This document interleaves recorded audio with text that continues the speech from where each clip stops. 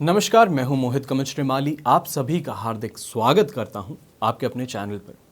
आज के विशेष एपिसोड में हम बात करने जा रहे हैं इत्र के अचूक उपायों की। इत्र, जिसे आप परफ्यूम के नाम से जानते हैं, कोलोन के नाम से जानते हैं, डैबर प्रूफ के नाम से जानते हैं। ये एपिसोड जो बनाने के पीछे उद्देश्य है, आपकी समस्याओं का समाधान खोजना है। समझ सकता हूं, हर कोई महंगे उपाय नहीं कर सकता, महंगे रत्न नहीं पहन सकता, अनुष्ठान नहीं करा सकता, महंगे यंत्रों का उपयोग नहीं कर सकता। पर क्या इसका मतलब यह है कि आपका हक नहीं है बेहतर जिंदगी पे? तो ऐसा तो नहीं है। तो इसी बात को ध्यान में रखते हुए मैंने ये सीरीज या ये एपिसोड आपके लिए बनाया है। चाहे आप कितने भी व्यस्त हो, पर 2 मिनट तो अपनी ज़िंदगी के, अपने आप के बेहतर के लिए निकाल ही सकते हैं। अपनी ज़िंदगी को बेहतर बनाने के लिए तो निकाल ही सकते हैं। अपने भाग्य को बलवान बनाने के लिए इतना तो आप कर ही सकते हैं। तो बस इसी सोच के साथ मेरा ये प्रयास शुरू हुआ कि जो वस्तुएं हमारे आसपास में हैं, जिन्हें हम हमेशा हमारे घर में देखते हैं, उनसे क्या उपाय किया जा सकता है, और अगर किया जा सकता है तो वो कितना सक्सेसफुल होता है। तो इसके लिए लोगों के एक्सपीरियंस पता किए जिन्होंने ये उपाय किए हैं। किताबों में पढ़ा तो वहाँ पे भी ऐसे उपाय लिखे गए थे, और इसी के बाद में एक स्ट्रॉन्ग बेस बना, जिसके बाद में ये मैंने सुझाव के तौर पे आपके लिए एपिसोड बनाया। आशा करता हूँ आपको ये पसंद आए, और जैसे इत्र अपने आसपास की जगह को महकाता है, उसी तरीके से आपकी किस्मत को, आपकी ज़िंदगी को भी महका सके। तो सबसे पहला उपाय जो है वो हनुमान जी को अर्पित है। अब यहाँ पे ध्यान रखने की ज़रूरत है, उपाय थोड़ा सा लंबा है। स्टेप वाइज आपको मैं बताऊंगा, उसको आप फॉलो करें। एक मंत्र है जो आपको डिस्क्रिप्शन में भी मिलेगा, और यहाँ पे मैं आपको बताऊंगा भी, ताकि आप उसे नोट कर सकें। तो शुरू करते हैं सबसे पहला उपाय। सबसे पहले हनुमान जी का दिन जो है उसे मंगलवार माना जाता है, तो मंगलवार के दिन हनुमान जी को चोला चढ़ाना है। अब आप सोचेंगे चोला क्या होता है? तो सिंदूर और चमेली के तेल को मिलाकर के जो पेस्ट बनता है, उसे हनुमान जी का लेपन किया जाता है, उनकी मूर्ति का लेपन किया जाता है, उसे बोलते हैं चोला। अब साथ में ही जब चोला चढ़ा देते हैं, उसके बाद में आपको चोला चढ़ाते समय एक दीपक भी प्रज्वलित करना है। अब इस दीपक में जो तेल जाएगा वो भी चमेली का जाएगा। चोला चढ़ाने के बाद में हनुमान जी को गुलाब के फूल की एक माला पहनानी है, और केवड़े का इत्र जो होता है वो दोनों कंधों पर, मूर्ति के दोनों कंधे जो होते हैं उन पे लगाना है। अब एक साबुत पान का पत्ता लेना है आपको। यहाँ पे ध्यान रखिएगा, पत्ता जो है ना ही वो खंडित हो ना खराब हो, अच्छा साफ पत्ता लेना है, और इसके ऊपर थोड़ा आपको गुड़ रखना है और थोड़े चने रख देने हैं। अब इसका भोग जो है वो आप हनुमान जी को लगाएंगे। इसके बाद वहीं बैठ के तुलसी की माला से मंत्र का आपको जाप करना है। कम से कम 5 मालाओं का जाप करें, ये ध्यान रखिएगा, और जो माला है वो तुलसी की होगी। अब यहाँ पे ये ध्यान रखिएगा, चाहे हम मंदिर में बैठ के पूजा कर सकते हैं, या हमारे खुद के घर में जो पूजा स्थल है हम वहाँ पे भी बैठ करके ये कर सकते हैं। तो मंत्र कुछ इस प्रकार है: राम रामेति रामेति रमे रामे मनोरमे, सहस्त्र नाम ततुन्यम राम नाम वरान्य। वापस आपको मंत्र बता रहा हूँ, ध्यान से सुन लीजिएगा। आपको इसके अलावा डिस्क्रिप्शन बॉक्स जो है वहाँ पे ये मंत्र लिखा हुआ मिल जाएगा, तो वहाँ से भी कॉपी कर सकते हैं, स्क्रीनशॉट ले सकते हैं, और जहाँ पे भी पूजा करते हैं वहाँ पे रख सकते हैं। मंत्र है: राम रामेति रामेति रमे रामे मनोरमे, सहस्त्र नाम ततुन्यम राम नाम वरान्य।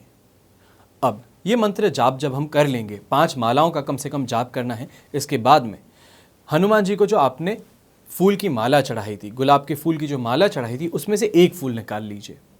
अब इस एक फूल को जो आपने निकाला है, लाल कपड़े में इसको लपेट लीजिए, और जहाँ पे भी आप धन रखते हैं, चाहे तिजोरी है, कैश बॉक्स है, या जहाँ पे महिलाएं नॉर्मली अपना धन रखती हैं, वहाँ पे इसको रख दीजिए। ऐसा करने से आपको क्या होगा? आप सोचेंगे पूरा उपाय तो कर लूँगा, पर इससे फ़ायदा क्या मिलेगा? तो सबसे पहले धन समृद्धि में आपको वृद्धि देखने को मिलेगी, और घर में मांगलिक कार्य जो होते हैं, अच्छे शुभ कार्य जिसे बोले जाते हैं, वो ज़रूर होंगे। अब जब इत्र की बात करते हैं, तो इत्र की बात करते हुए शुक्र की बात ना करें, ऐसा तो असंभव है। तो अब दूसरा जो ये उपाय है, ये है शुक्र की शुभता के लिए। तो शुक्र को जगाने के लिए सबसे पहले तो आपका आचरण जो है वो शुद्ध होना चाहिए।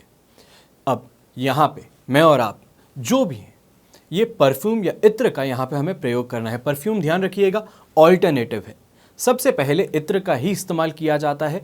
इत्र क्योंकि कॉन्सेंट्रेटेड होता है, ये बात यहाँ पे ध्यान रखने की ज़रूरत है। परफ्यूम जो होता है अल्कोहल बेस्ड है और सब कुछ है, उसकी वजह से इसे हम ऑल्टरनेटिव में रखते हैं, ये ध्यान रखिएगा। अब जब भी समय मिले, शुक्ल पक्ष के शुक्रवार को माता लक्ष्मी को इत्र और श्रृंगार की वस्तुएं आपको भेंट करनी है। इस उपाय से सबसे पहले पति पत्नी के बीच में जहाँ पे बहुत ज़्यादा झगड़े होते हैं वो खत्म हो जाएंगे, प्रेम बढ़ेगा। और दूसरा, घर में धन और समृद्धि भी बरकरार रहेगी और वहीं पे वृद्धि भी आपको देखने को मिलेगी। तीसरा उपाय आता है बुध नक्षत्र के अंदर जन्मे जातकों के लिए। यदि आपका जन्म भी बुधवार को हुआ है या बुध के नक्षत्र में हुआ है, अब आप सोचेंगे बुध के नक्षत्र कौन से हुए, तो बुध के नक्षत्र होते हैं आश्लेषा, ज्येष्ठा और रेवती। ये 3 नक्षत्रों में अगर आपका जन्म हुआ है तो ये उपाय आपको ज़रूर करना चाहिए है। तो उपाय कुछ इस तरीके से है कि चमेली का तेल या चमेली के इत्र को पीपल के पेड़ पर आपको छिड़कना चाहिए है। इससे इस नक्षत्र में, जो ये आपको नक्षत्र बताए हैं, इसमें जो जन्मे लोग हैं वो निश्चित रूप से लाभ पाते हैं। यहाँ पे धन लाभ भी बात कर रहे हैं और वहीं पे अपने परिवार का सहयोग भी हम यहाँ पे बात करेंगे। अब बात करते हैं दूसरे उपाय की, जो कि है रोजगार में वृद्धि के लिए। खास करके यहाँ पे ध्यान रखिएगा, ये जो उपाय है इसका सबसे ज़्यादा असर आपको कब मिलता है? कोई भी दीपावली पर, अक्षय तृतीया पर या तो फिर शुक्ल पक्ष के शुक्रवार को आप ये उपाय करेंगे तो सबसे ज़्यादा असर और लाभ आपको इस समय मिलेगा। तो दीपावली पर महालक्ष्मी की पूजा के समय माँ को एक इत्र की शीशी चढ़ानी चाहिए है। इसमें से एक फूल लेकर के माँ को आपको अर्पित भी करना चाहिए। फिर पूजा के पश्चात उसी शीशी में से थोड़ा इत्र आप अपने आप पर लगा लें, चाहे कान के पीछे लगाएं या हथेली पे लगाएं। इसके बाद ये जो इत्र आपने माता जी को चढ़ाया था वो अपने पास में रख लेंगे और रोज़ाना इस इत्र में से थोड़ा सा अपने कान के पीछे या हथेली पे कहीं पे भी लगा लेंगे।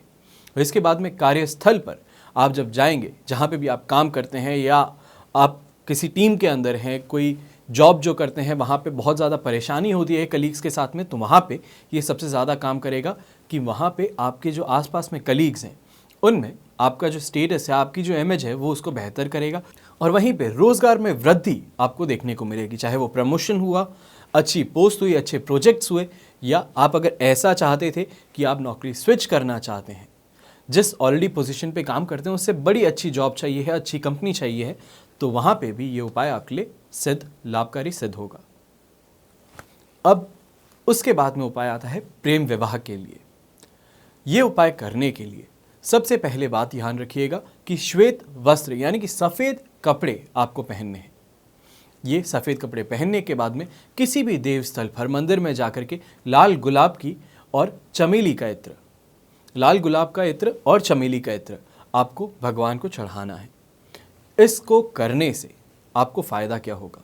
तो जो भी विघ्न आ रही थी प्रेम विवाह के अंदर, वो आपके लिए सॉर्ट आउट होनी शुरू हो जाएगी, यानी कि वो ख़त्म होनी शुरू हो जाएगी। जहाँ पे रुकावटें आ रही थी वो हट करके उसकी जगह शुभता जो होती है, जो विघ्न अपने आप हट करके अपॉर्चुनिटीज़ बनती है, वो बननी शुरू हो जाएगी। दूसरा उपाय इसके बाद में आता है पति की आयु के लिए। यहाँ पे मैं बात कर रहा हूँ पति की आयु को बढ़ाने के लिए। अगर पति की आयु जब बढ़ती है तो पत्नी को सौभाग्यवान बोला जाता है, तो ऐसे ही सौभाग्य के लिए ये उपाय है। यदि कोई स्त्री लाल सिंदूर, इत्र की शीशी, चने की दाल और केसर का दान करती है तो उन्हें यहाँ पे ये देखने को मिलेगा कि उनके पति की जो आयु है उसमें वृद्धि होती है। ये खास करके उन लोगों के लिए भी है उपाय जिनके पति काफ़ी समय से किसी रोग से ग्रस्त थे, तो उनके लिए भी ये उपाय बहुत ही ज़्यादा कारगर सिद्ध होगा। इसके बाद में उपाय आता है पति और पत्नी के बीच में प्रेम बढ़ाने के लिए, आपका प्रेम बना रहे उसके लिए। अब यहाँ पे उपाय कुछ इस तरीके से है कि पत्नी बुधवार के दिन 3 घंटे के लिए मौन रखे। और ध्यान रखिएगा, ये जब मौन रखना है ये सुबह के समय होना चाहिए। अब सुबह के समय में यहाँ पे ध्यान रखिएगा, मौन करते हुए सो नहीं सकते। तो मौन करते हुए आप क्या काम कर सकते हैं? सारे साधारण काम जो आप करते हैं वो कर सकते हैं, उसी के साथ में ध्यान कर सकते हैं। यहाँ पे बात ध्यान रखिएगा, आराम नहीं करना है। ये 3 घंटे के समय अवधि जो आपको मैं दे रहा हूँ, इसमें सोना नहीं है। इस बात का आपको बस ध्यान रखने की ज़रूरत है। अब जब आप मौन रख लेते हैं, ये तो हुआ बुधवार के लिए। इसके बाद में शुक्रवार को आपको साबूदाने की खीर बनानी है।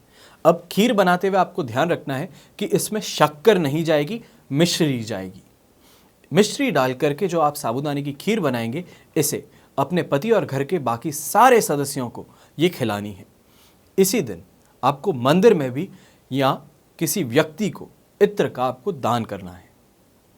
अपने कक्ष में भी आप इस इत्र को रख सकते हैं। अब इत्र क्या हुआ यहाँ पे आप पूछेंगे, तो चाहे वो रीड डिफ्यूज़र ऑयल हुआ या ऑयल हुआ नॉर्मल, चमेली का, किसी भी फ्लावर का हुआ, तो उसे आप रख सकते हैं। यहाँ पे ध्यान रखने की ज़रूरत है, जब मैं इत्र की बात कर रहा हूँ, किसी भी रूम स्प्रे की बात कर रहा हूँ, तो ये ध्यान रखिएगा यहाँ पे हम सीट्रस बेस्ड हो गए या तो फिर जो कॉम्बिनेशन स्प्रेज आते हैं वैसी चीज़ें, उनकी बात नहीं कर रहा हूँ। यहाँ पे जब इत्र की बात होती है तो हमेशा ध्यान रखिएगा इत्र क्या होता है। ऑयल होता है जो कि फूलों से या तो फिर किसी भी चीज़ से निकाला जाए, तो जो ऑयल होता है उसे इत्र बोला जाता है। वो अपने घर में रखिएगा, उसका आपको दान करना है और अपने घर में भी रखना है। इस उपाय से आप दोनों के बीच में जो झगड़े थे वो अवश्य रूप से कम हो जाएंगे और प्यार बढ़ेगा, और वहीं पे आप दोनों के जो संबंध हैं वो और ज़्यादा गहरे होते नजर आएंगे। अब इसके बाद में दूसरा उपाय है, दीपावली के दिन पूजन के समय कोई भी तेज सुगंध वाला जो इत्र होता है उसका प्रयोग करना है। चाहे आप रोज का यूज़ कीजिए, चमेली का यूज़ कीजिए या केवड़े का यूज़ कीजिए। ऐसी मान्यता है कि इस दिन अच्छे और तेज इत्र का अगर आप प्रयोग करते हैं लक्ष्मी पूजा के दौरान, तो लक्ष्मी माता की कृपा आपको बहुत ही जल्द प्राप्त होती है और घर में धन संबंधी कभी समस्याएं आपको नहीं आती। इसके बाद में उपाय आता है आपके पर्स के लिए, चाहे महिलाओं का है चाहे पुरुषों के लिए। यदि आप चाहते हैं कि आपका पर्स हमेशा भरा रहे, तो ये छोटा सा उपाय है, ये आपको ज़रूर करना चाहिए। सबसे पहले इस उपाय के अंदर हमें करना क्या है, 2 10 रुपये के नोट लेने हैं और 2 20 रुपये के नोट लेने हैं। अब इन नोटों के ऊपर चंदन का इत्र लगा लेना है। इत्र लगाने के बाद में इनको फोल्ड करके अपने पर्स के अंदर ही कहीं पे डाल देना है। बस ध्यान ये रखना है कि ये 10 रुपये का नोट और 20 रुपये का नोट खर्च नहीं करना है, किसी और को नहीं देना है। ये बात का आपको ध्यान रखने की ज़रूरत है। ये नोट लेकर के, चाहे महिलाएं हैं या पुरुष हैं, अपने पर्स में ऐसी जगह पे रख दें जहाँ पे बार बार खोला ना जाता हो। कहीं लोगों के कंपार्टमेंट होते हैं वॉलेट्स में, तो वहाँ पे रख दीजिएगा। ऐसा करने से आपका पर्स जो है वो कभी खाली नहीं रहेगा। इसके बाद में बात आती है आर्थिक हानि से बचने के उपाय के लिए। अक्सर लोगों को देखा है बड़े घर ले लेते हैं, अपनी पॉकेट जितनी अलाउ करती है उससे बड़े लोन्स ले लेते हैं, और वहाँ पे लोन लेने के बाद में जब चुकाने की बारी आती है तब बहुत परेशान हो जाते हैं कि मेरी नौकरी चली गई या कोई प्रॉब्लम हो गई, जो फ्लो था मनी का वो अब सेम नहीं रहा, तो उसके अंदर प्रॉब्लम आनी चालू हो जाती है वापस रिपेमेंट के अंदर। या नॉर्मली भी बात की जाए तो धन की हानि जब होती है घर में, तो हर कोई परेशान हो जाता है। हर किसी के हाथ कस जाते हैं, जो नॉर्मली खुले हाथ आप खर्च कर सकते थे वो अब बंद जाते हैं। तो ऐसे लोगों के लिए उपाय है, 7 शुक्रवार को किन्हीं भी 7 सुहागन जो होती है, जो मैरिड वुमेन जो होती हैं, उनके और उनके पत्नी के 7 सुहागने, यानी कि जो मैरिड वुमेन होती है उनके लिए ये उपाय है। तो आपकी पत्नी, अगर आप शादीशुदा हैं तो आपकी पत्नी 7 सुहागने जो हैं उन्हें ये लाल वस्तु उपहार में दे सकती हैं। अब वो लाल वस्तु क्या हो, चाहे नॉर्मल सा रोज़ ले लीजिए, लाल कलर के कोई फ्रूट्स हो गए वो ले लीजिए, या तो फिर लाल कलर की मिठाई हो गई वो बना करके दे सकते हैं, या लाल कलर के इत्र की शीशियाँ हो गई। ये आपकी पत्नी के माध्यम से 7 सुहागन जो हैं उनको जाएंगे। यदि उपहार में इत्र भी हो, अब याद रखिएगा कि उपहार दे रहे हैं, ये दान नहीं कर रहे हैं आप, ये उपहार दे रहे हैं, एक गिफ्ट के तौर पे दे रहे हैं। तो चाहे इसमें इत्र भी हो, लाल कलर की शीशी हो गई, लाल कलर की पैकेजिंग में इत्र हो गया, तो वो भी चलेगा। बस यहाँ पे ध्यान रखना है, चाहे हम इत्र भी दें, और ख़ास करके अगर इत्र दें तो इसका हमें लाभ बहुत ही जल्दी मिलता है। अब इसके बाद में उपाय आता है ऑफिस में अपना प्रभाव बढ़ाने के लिए, अपना ओहदा बढ़ाने के लिए, जिस तरीके से आपकी कमांडिंग पावर है उसे बढ़ाने के लिए। यदि आप अपने ऑफिस के लोगों पर प्रभाव डालना चाहते हैं तो आप मोगरा, रात रानी या चंदन, इनमें से किसी का भी इत्र इस्तेमाल करें। तो इससे आसपास में जो भी है उनमें इंप्रेशन भी अच्छा बनेगा और आपकी अथॉरिटी जो है वो भी और ज़्यादा स्ट्रांग होगी यहाँ पे। इसके बाद में बात आती है देवताओं की। देवताओं को कैसे प्रसन्न किया जाए? तो मंदिर में कभी भी आप देखेंगे, कोई भी अच्छे बड़े मंदिर में हम जाते हैं तो हम क्या देखते हैं, आसपास में हर जगह फूल ही फूल होते हैं, बहुत अच्छी खुशबू आती है। चाहे वो अगरबत्ती हो तो अगरबत्ती की बहुत ही ज़्यादा अच्छी स्मेल है। जहाँ पे हम कक्ष में जाते हैं, जिसको सैंक्टम सेंक्टोरियम बोला जाता है, जो भगवान का आलय होता है, वहाँ पे अगर हम जाते हैं तो वहाँ पे खुशबू और भी ज़्यादा तेज़ हो जाती है, और भी ज़्यादा अच्छी आती है और हमें मोहित कर देती है। तो इसका रीज़न क्या है? हमेशा भगवान ऐसी जगह पे स्थापित होते हैं, ऐसी जगह पे रहते हैं जहाँ पे खुशबू हो। अगर दुर्गंध होगी तो ऐसी जगह पे भगवान कभी नहीं रहते, ऐसी जगह पे कभी नहीं रहते जहाँ पे साफ सफाई नहीं है। तो अगर आप भी देवताओं को प्रसन्न करना चाहते हैं तो मंदिर में चंदन, कपूर, चंपा, गुलाब, केवड़ा, केसर और चमेली, इनमें से कोई भी इनका इत्र आपको इस्तेमाल करना चाहिए। देवी देवताओं को जब भी आप ड्रेस करते हैं, जब भी आप कपड़े पहनाते हैं, श्रृंगार करते हैं, उस समय उनके श्रृंगार के ऊपर लगाने के लिए। इससे आप देखेंगे देवी देवता प्रसन्न होते हैं, उनका आशीर्वाद आपको बहुत ही जल्द प्राप्त होता है। जो आपके काम के अंदर प्रॉब्लम्स आ रही थी वो बहुत ही जल्दी से हट जाती है। तो अब उपाय आता है राहु का। अगर आपकी कुंडली में राहु दुष्प्रभाव देता है, राहु की वजह से आपको प्रॉब्लम्स फेस करनी पड़ रही है, तो आप क्या उपाय करेंगे? तो छोटा सा उपाय है, बहुत साधारण सा उपाय है, जो नहाने का पानी होता है, जैसे आप नहाते हैं, उस पानी के अंदर चंदन का इत्र आपको मिलाना है। चाहे 2 बूंद मिलाइए, चाहे 3 बूंद मिलाइए, आपके ऊपर है वो। ये इस पानी से जब आप नहाएंगे तो इससे आप देखेंगे जो राहु के दुष्प्रभाव होते हैं आपकी कुंडली में वो दूर होंगे और शुभ असर कुछ हद तक आपको उसका मिलना शुरू होगा। तो ये हुए सारे के सारे इत्र से लेकर के जो उपाय मैंने ढूंढे हैं, मैंने पता किए हैं लोगों से, उसके ऊपर मैंने आपको जो एपिसोड बताया। आशा करता हूँ आपको ये जो उपाय बताए हैं इनसे आपको फ़ायदा मिलेगा। जो आप समस्याएं देख रहे हैं वो ख़त्म होगी। मैं यहाँ किसी जादू या चमत्कार का बखान नहीं कर रहा हूँ, इस बात को ध्यान में रखिएगा। कर्म करना सबसे ज़्यादा आवश्यक है। ये उपाय आपको मदद करेंगे, आपको सपोर्ट करेंगे। ये आपको मानना है और इसमें दृढ़ निश्चय रखना है, विश्वास रखना है। क्योंकि अगर सिर्फ मेहनत करने से भाग्य चमक जाता तो घोड़े की जगह गधे रेस में दौड़ते, उनके ऊपर रुपए लगाए जाते। भाग्य और कर्म दोनों का साथ होना आपको आपकी मनचाही मनोकामना दिलवा सकता है। आप अपना प्यार और साथ ऐसे ही मेरे साथ में और इस चैनल के साथ में बनाए रखें। हमेशा की तरह प्रार्थना करता हूं कि आप और आपका परिवार सुखी रहे, संपन्न रहे और घर में बड़ों का आशीर्वाद प्राप्त करता रहे। जय श्री राम एवं जय हिंद।